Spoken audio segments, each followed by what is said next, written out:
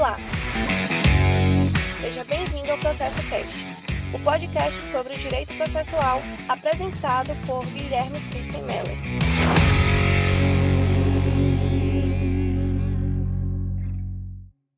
Olá, seja bem-vindo ao Processo Cast. No episódio de hoje vamos conversar sobre os princípios da jurisdição. Muito bem. O primeiro da nossa lista é o do juiz natural. Trata-se da ideia de que o exercício jurisdicional apenas pode ser realizado pelo órgão a que a Constituição atribui poder jurisdicional. Toda a origem do poder jurisdicional apenas pode emanar da Constituição. O que isso significa? Não se pode, o legislador ordinário, criar juízes ou tribunais de exceção para o julgamento de determinadas causas ou criar organismos judiciários com estruturação diversa daquela prevista na Constituição. Ao meu ver, trata-se de uma das principais garantias que decorre do devido processo legal. O juiz natural é um direito fundamental. Cisão dos incisos 37 e 53 da Constituição Federal. Luigi Ferraioli, no livro Direito e Razão, Teoria Geral do Garantismo Penal, sustenta que, abre aspas, ela significa precisamente três coisas diferentes, ainda que entre si conexas.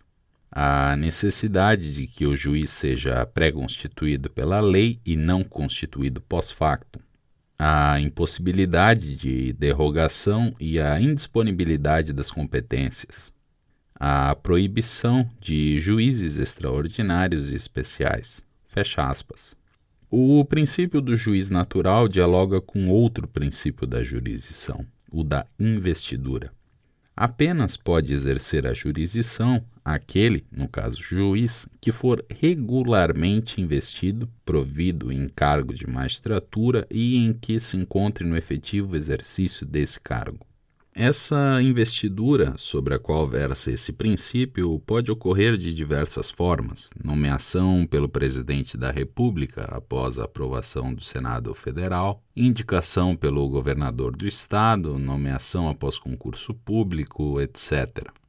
A partir desse último, podemos adentrar no princípio da aderência territorial ou apenas princípio da territorialidade. Esse que, investido no cargo da magistratura, podendo exercer a jurisdição, possui autoridade nos limites do território da sua jurisdição, circunscrição territorial. Estamos falando, portanto, do local do exercício da jurisdição, o que não deve ser confundido com o local em que surtirão seus efeitos, vez que poderão ser nessa circunscrição territorial, em outro estado ou até mesmo em outro país. Por exemplo, uma decisão de divórcio proferida por um juiz de uma das varas de família de Florianópolis. A decisão prolatada nessa circunscrição não significa que o divórcio apenas é válido em Florianópolis, quando, sim, em todo local. Outro exemplo, uma decisão proferida em Porto Alegre.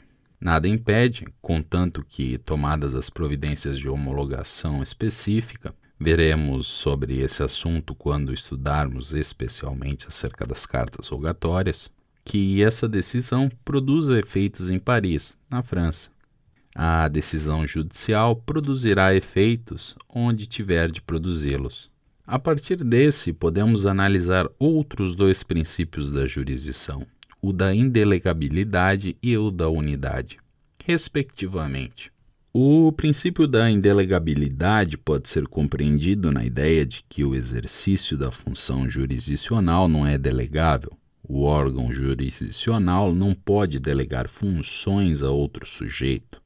Isso visa conservar o comando e o controle do juiz natural.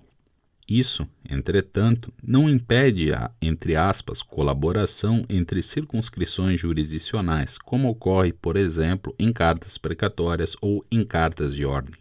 Uma advertência: existem algumas exceções, vejam, exceções em que se autoriza a delegação de outros poderes judiciais. Instrutório, diretivo do processo e poder de execução das decisões.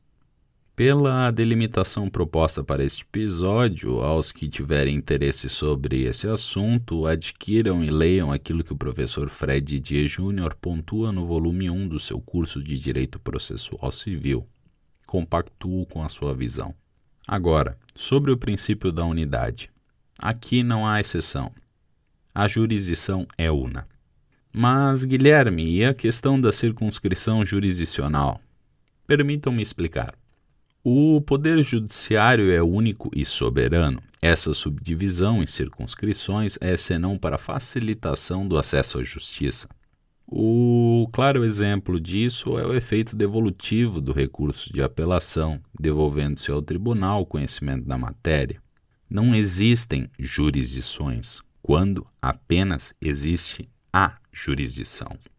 Podemos, a partir do anterior, falar sobre o princípio da improrrogabilidade. Essa subdivisão, inclusive entre a justiça especial e por exclusão a comum, são traçados exclusivamente pela Constituição Federal, não se permitindo a sua alteração pelo legislador ordinário, seja para ampliá-la ou reduzi-la. Por fim, a doutrina pontua que duas características da jurisdição que eu apresentei no episódio passado, a inafastabilidade da tutela jurisdicional e a inércia da jurisdição, seriam princípios. Sem adentrar numa discussão acerca dessa classificação, afinal, ao meu ver, é o menor dos problemas, vamos, respectivamente, rememorá-los. Sobre a inafastabilidade da tutela jurisdicional, também denominada por princípio da indeclinabilidade, quando o Estado for provocado, ou seja, levado ao seu conhecimento um litígio, ele não pode se excusar dessa relação conflituosa, salvo a abstenção por alegação de suspeição, vide artigo 145, parágrafo 1º do CPC. Deve ele, portanto, até mesmo nos casos de improcedência liminar do pedido, afinal houve um posicionamento pelo órgão judicial sobre o tema, prestar a tutela jurisdicional. E, para encerrar o assunto, sobre o princípio da inércia da jurisdição.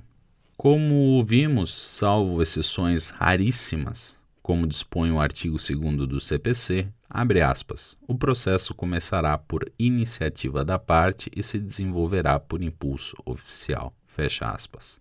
O Estado não é onipresente. Consequentemente, para o exercício da tutela jurisdicional é necessário a sua provocação, isso é, que a situação litigiosa seja levada ao seu conhecimento. Este é o Processo Cast. Para o episódio desta semana, eu separei a obra de arte Goldsmith in His Shop, de Petrus Christus. Aguardo vocês no próximo episódio. Até mais. Tchau.